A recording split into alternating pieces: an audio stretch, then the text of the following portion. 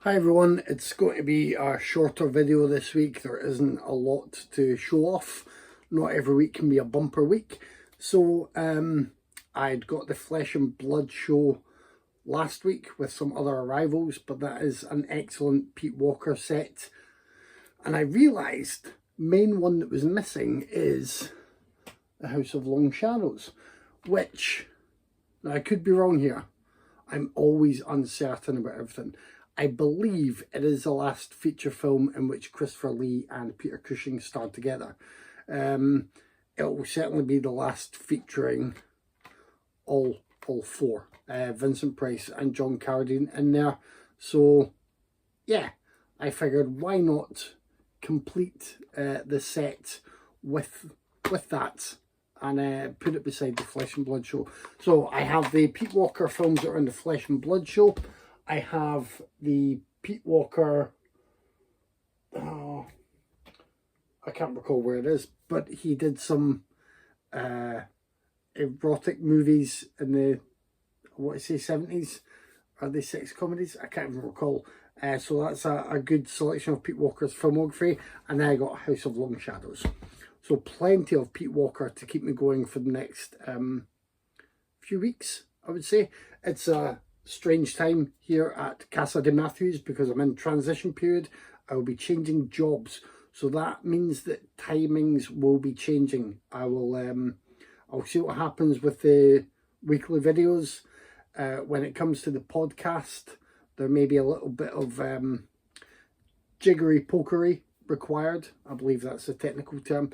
And we are probably going to start uploading episodes on a Sunday because that gives Dave more time to edit and clean up the audio. So just to keep you in the loop, for those of you who watch videos and listen to the podcast, it's appreciated. That was it. I didn't have too much to say this week. I had nothing planned other than, so I was listening to podcasts again today, as I do with most of my time. And now, if you are discussing a William Friedkin film and then you go off on a tangent to discuss Sorcerer for a while and praise it as a great film, that's fine. I do think there should be some small print somewhere that makes you legally obliged to mention Wages of Fear when you're discussing Sorcerer. I really like Sorcerer. I know a lot of people love it. I know some people prefer it to Wages of Fear. Personally, Wages of Fear is, to me, the better movie, and I just think contextually it's important to mention it. You know, if you mentioned if you were a horror podcast and you were talking about Quarantine and you didn't mention Wreck, that would get me wondering if you'd seen Wreck, what your opinion of Wreck was, what you thought was original to Quarantine but maybe didn't realise was in Wreck. You know, I start to turn these over. Maybe I'm being a bit too paranoid, maybe I'm being a little bit too critical, but these are, you know, these are touchstones while you're discussing film that reassure other people that you have an idea of the bigger picture. And I know I've said this many times before, there are only so many hours in the day. You cannot see everything. So there's nothing actually wrong with saying, I haven't seen this movie. Especially if you are a podcast covering, let's say, movies of the 1980s or movies of the mid-70s to early 90s. Then you're covering that selection, but other movies feed into that. The tapestry of cinema over decades and, you know, a century plus is kind of more and more intertwined as you start to pull at threads and see them all grow together. So I just think that having that knowledge, if you are putting yourself out there as a podcaster or as a writer, as a reviewer, critic, you know, they're not necessarily the same thing. Yeah, I think it does yourself a service, plus the people who may respond to your views, to sort of name drop these other titles. that was one thing that came to mind anyway.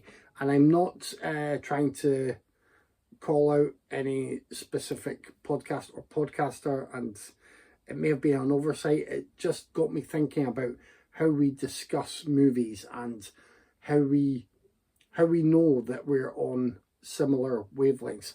I know that on Raiders of a Podcast, we will sometimes go off in tangents and we are just discussing our personal reactions to movies. Sometimes that will lead to a discussion of filmographies. Sometimes it will lead to specific titles being referenced that we think are either influential on the film that we've picked or indebted to it. And sometimes we will just ramble on and have some fun. We might even forget to mention the director and writer and possibly even cast members sometimes.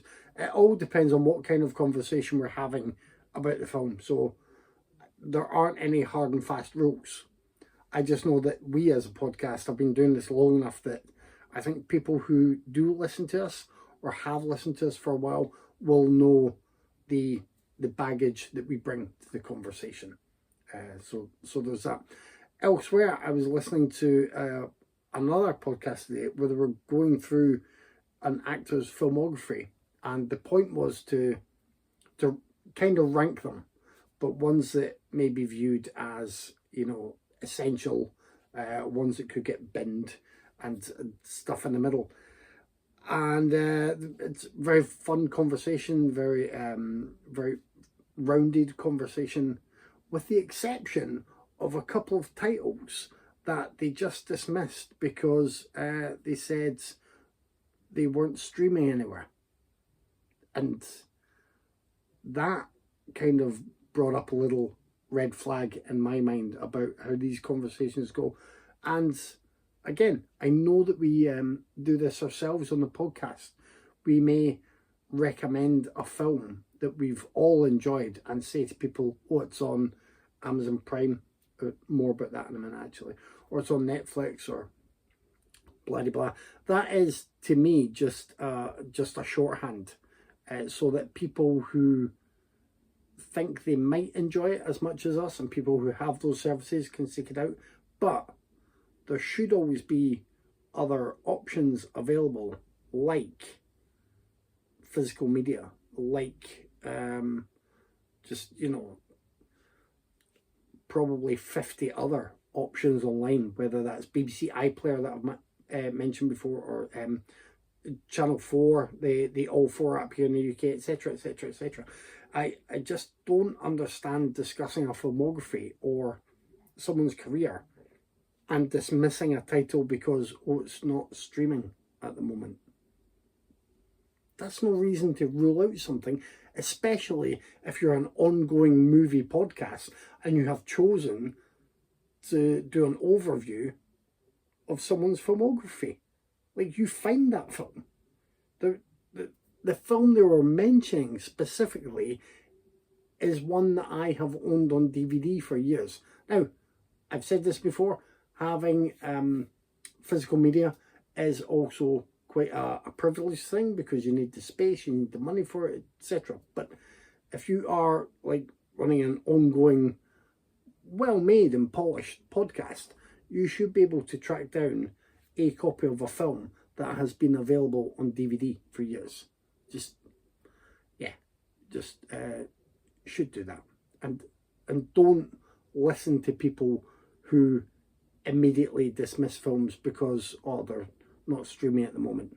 I mean, listen to them if you want, but don't let that be your deciding factor for any film that they mention and just dismiss.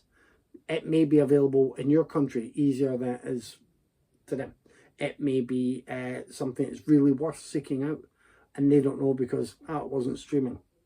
So, last but not least, back to Prime Video. I don't know if you've all noticed. I think we've been getting more adverts now. I can't recall if I mentioned this on video a while ago, but when they first announced the advert scheme, or we're going to put in ads and you can pay extra to not have ads, I thought it was awful. I thought it was ridiculous. I wouldn't have minded if they brought in a lower rated ad inclusive option.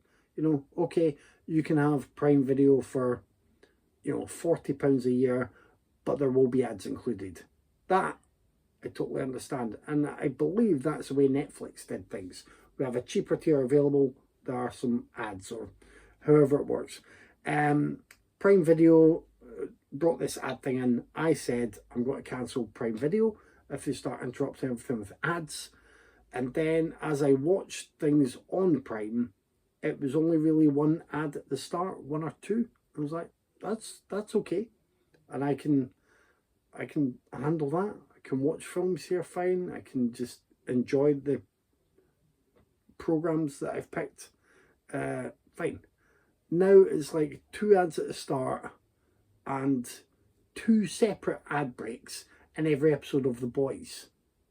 Now it's like a film with an ad at the start and at least one ad break that feels quite randomly spliced in. You know, it's not even a very good, or here's a break point, fade out, ad, fade in. So I'm really not happy about it, and I pay for my Prime membership annually, so that will continue for, I think, about 9 months or so. But if they haven't changed things back by then or adjusted, I will happily just cancel my Prime membership. There's nothing I ever order that I actually need the next day, really. And there's very little on Prime that I can't find elsewhere, either here or on one of the many other streaming services. Or, you know what, I'll just have a look. I'll have a look around, and at some point I will find the stuff that Amazon think is just tucked away on there when it really isn't. And they've still got the worst user interface. They are terrible. So yeah, I just wanted to get that off my chest. If you've been finding that with your programs and films, then you're not alone. It is something that's got worse, and really not happy. So it's just one customer, but maybe if enough people do it, they might realise that in the first place they should have just come up with a cheaper ad inclusive option for people to go for, rather than suddenly start bundling ads in for people who were paying a premium rate for the year anyway. I say premium rate, but whatever it is. That's it. Pretty short. The video next week, I'll need to see how my timetable goes. It's got to be a busy time, but a good time. And I hope that is the same for all of you watching us. And whenever I see you, take care.